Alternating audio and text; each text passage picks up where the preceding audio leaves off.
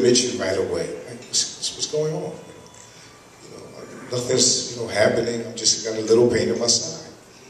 Well, come to find out, after being admitted, they found a mass on my liver the size of a grapefruit. I'm not a big guy, but I'm figuring a grapefruit, I need to know something is going on. But after being admitted and having some more tests done, they found that I also had a mass the size of a baseball in my stomach. I had all the other tests done to find out, biopsy, endoscopy, and all these tests done. They poking me here and there, and finally, 1 week in February, Friday, I believe it was, I didn't want to assume anything. The doctors came in and they were kind, but they told me you have cancer. And immediately, I felt like that was the end of my life. When you hear that word cancer, you feel like, you go through your everyday life, you're living your life, you're with your families, your loved ones, your friends, you're going through your daily walk, and you take that for granted until somebody says you have cancer.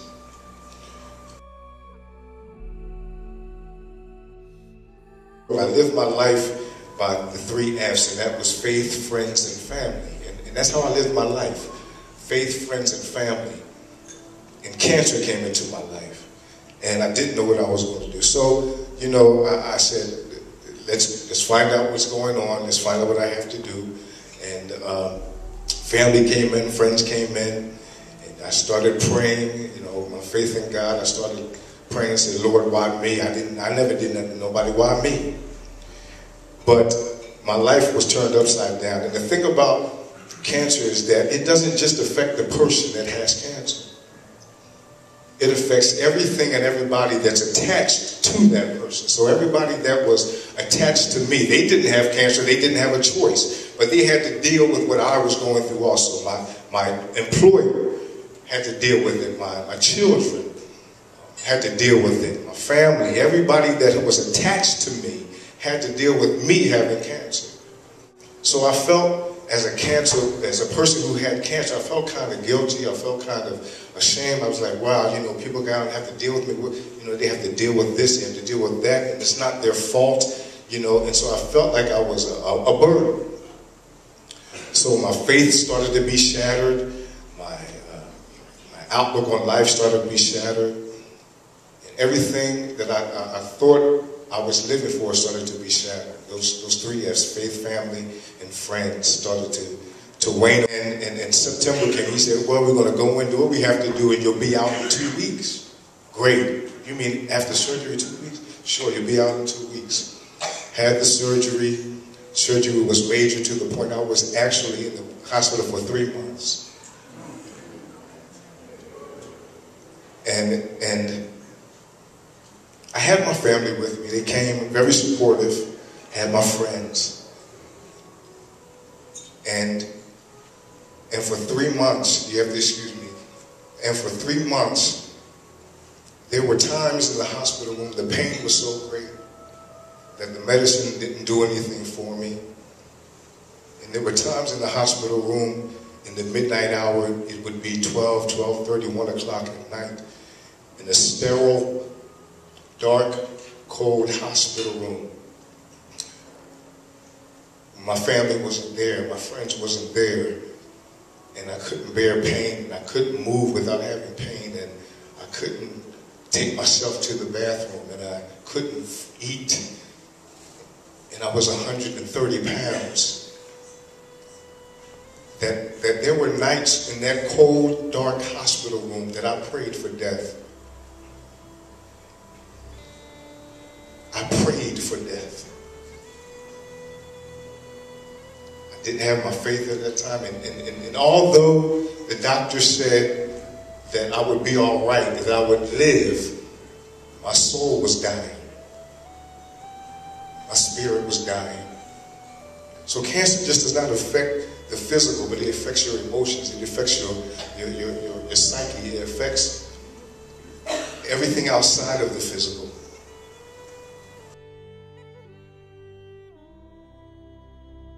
got in contact somehow with an organization called Crossing the Finish Line.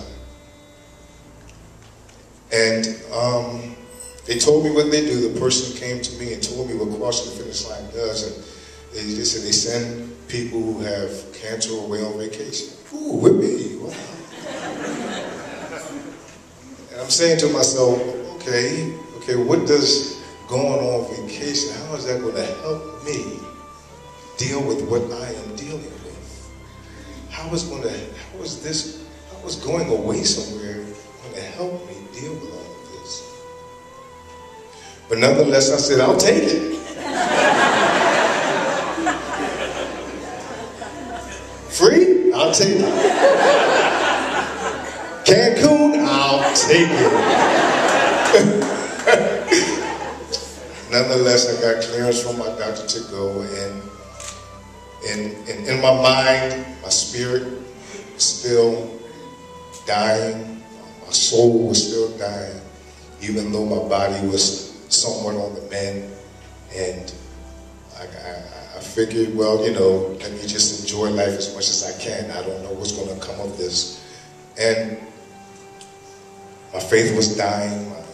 I saw my family weakened by looking at me and what they had to deal with and helping me. And I got on the plane and I said, well, I'm on my way to Cancun. Come down here and have some fun and just live life as much as I can. And I went down to Cancun, and there was a day I was sitting on the beach. It was a quiet moment, even though the beach was crowded. Families all over the place, kids running. And that quiet moment reminded me of the quiet moments in my hospital room when there was nobody around. I just had that quiet moment. And I looked up in the sky, and the sky was blue. And I had my feet in the sand, and the sea waves were rolling in, the sound of the sea waves was rolling in, and I began to be at peace. And then I looked around and I saw the children laughing. I saw the families enjoying one another. And then I realized, I said, wait a minute. I thought about my kids, I thought about my grandchildren, I thought about my family and my friends. And then I saw the magnificence of the nature of the birds singing and everything, and I said, wait a minute. God created this. And if God created this for me to enjoy, then I've got to have faith enough and believe that He's going to make everything all right. So my faith started to live again while I sat on that beach. But then I looked at the families enjoying one another. I didn't know their stories. I didn't know where they came from. I didn't know, it might have been somebody there that had cancer, but they were enjoying one another. So my faith and my family started living again within me. And I said to myself, I've got to fight this thing. I've got to deal with all of this, the physical, the mental, the emotional, because there's individuals in my life that need me. There's individuals in my life that I love and I want to spend time with, that it's not over yet. As long as I'm breathing, I've got an opportunity to change and deal with what it is I'm dealing with. So I got up off the beach with a new attitude. I got up off the beach with my faith revisited and revived. I got up off that beach knowing that when I got back on that plane, I was going to see my family. I got back off of that beach ready to fight. And I thought I was going on vacation.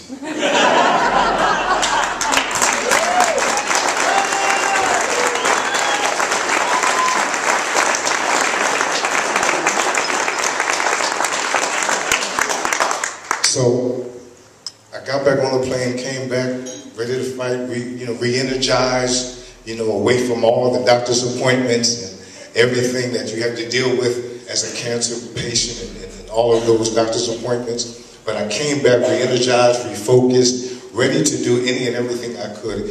And here's the thing about it. My attitude changed my healing process. It changed my healing process. And I'm almost done. I'm almost through. But crossing the finish line did more for me than I expected it to. It's more than just sending somebody away on a vacation. It may be allowing someone to find themselves again, being lost with the battle of cancer. And before I move away, I just want to say that there were some individuals that went on before me, who went on trips before me. And one individual, his name was Pete. He went on a trip. He was before me, but Pete wasn't just thinking about himself. Pete was thinking about me. And he started this with his wife, Marcy. Pete was running, crossing the finish line, but he wasn't just thinking about himself. He thought about all those that was coming after him. So he looked back and he saw me. He said, come on, man, come on, come on. You can do it, come on, you can do it. There's some people coming after me. There's some people in your lives named Pete. For a week in Cancun, my name was Pete. There were Pete's before me. There's going to be some Pete's after me. I'm still crossing the finish line.